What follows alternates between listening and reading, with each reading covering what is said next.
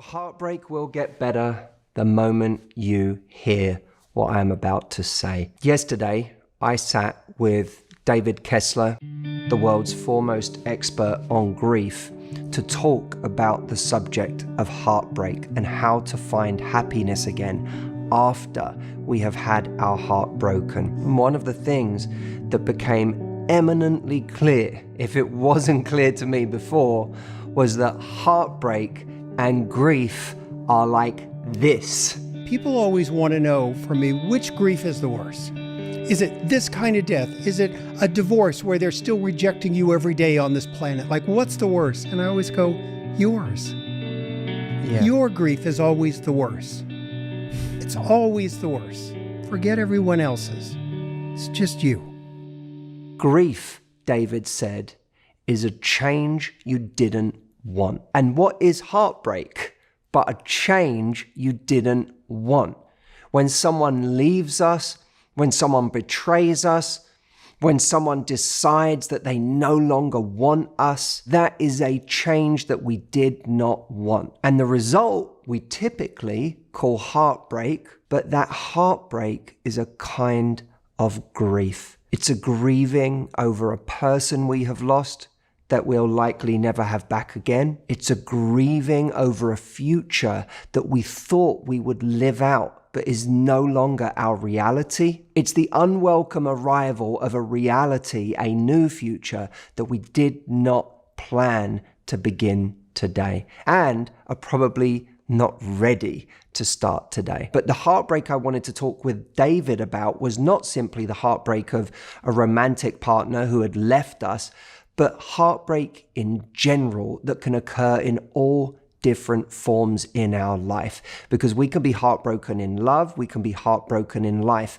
Heartbreak is a certainty of life, and we are all going to experience it. Now, when I was talking to David, something interesting happened. The truth is that as part of something that I am creating for you, in the next couple of weeks, I haven't told you about it yet, but I will at the end of this video. I was speaking to David on your behalf, but he said something at the beginning of the conversation that quickly brought me into the frame in a way that I never expected. David said something that the moment he said it, I felt my own emotions coming up. We go into comparisons in our own mind. Oh, my grief, my heartbreak's not as much as theirs, or because of this time element, all that. And I always tell people, when you're in your comparing state, you're in your mind, and you don't have a broken mind, you have a broken heart. Oh. And we have to go into our heart. And of course, we do this sometimes, don't we? We may have dated someone for a month, and when that person decides they don't want us, or ghosts us, or it fizzles out, we may feel heartbroken, but not feel entitled to feel heartbroken in the way that someone who has been dating someone for 2 years and it breaks up is heartbroken, or someone who's been in a 30-year marriage and is now going through a divorce is heartbroken. But what David said is that this is all very logical reasoning, and it's not your mind that is broken, it's your heart. And when David said that, I thought of my own heartbreak, not a heartbreak in my romantic life, but some of the great heartbreaks of my life in general. I felt myself starting to tear up, and I actually tried to carry on as if nothing was happening in the middle of this conversation. I thought, I don't know if David can see right now that I'm getting upset, but I'm gonna keep going because I have lots of questions I wanna ask David, and I don't wanna get derailed. But David was happy enough to derail it for me. But I also want to say what I saw on your face, and you and I don't know each other that well yet, hopefully. There was something that hid inside of you, and I can tell you, it's a little unattended grief. And we all live with some unattended grief. I mean, right now, that sadness in your eye, there's something there, and we all have it. And I then had to consider, while I was helping all of you, what grief I had not attended to in my own life. And I'd love to invite you now with me to think about what grief, what disappointments in life, what heartbreak in your life have you not attended to? And why don't we attend to these things? Why is it that my instinct, aside from being live on camera, helping you guys, why is it that my instinct was to move on from that and not sit with it with David, but to speed right past it? It's because that pain that's behind it is so difficult to confront. David said to me, I am the only grief expert who has studied buffalo. And you may think, what do buffalo have to do with grief and heartbreak? He said, well, buffalo, when they sense a storm coming, they start heading towards the storm. Because they know that by heading towards the storm, they will be in the storm for less time. The storm will be over for them faster. But what we humans do is we constantly try to stay a few feet away from the storm. And by doing so, we remain in this storm's orbit indefinitely. And we have all sorts of mechanisms for keeping the storm a few feet away. We may numb ourselves.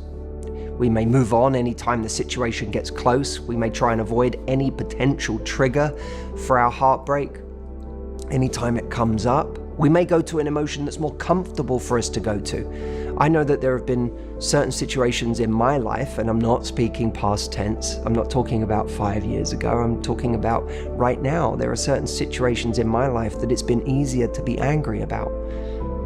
And one of the things that David said that floored me was that anger is a bodyguard for pain. And so I had to explore what pain is underneath that anger.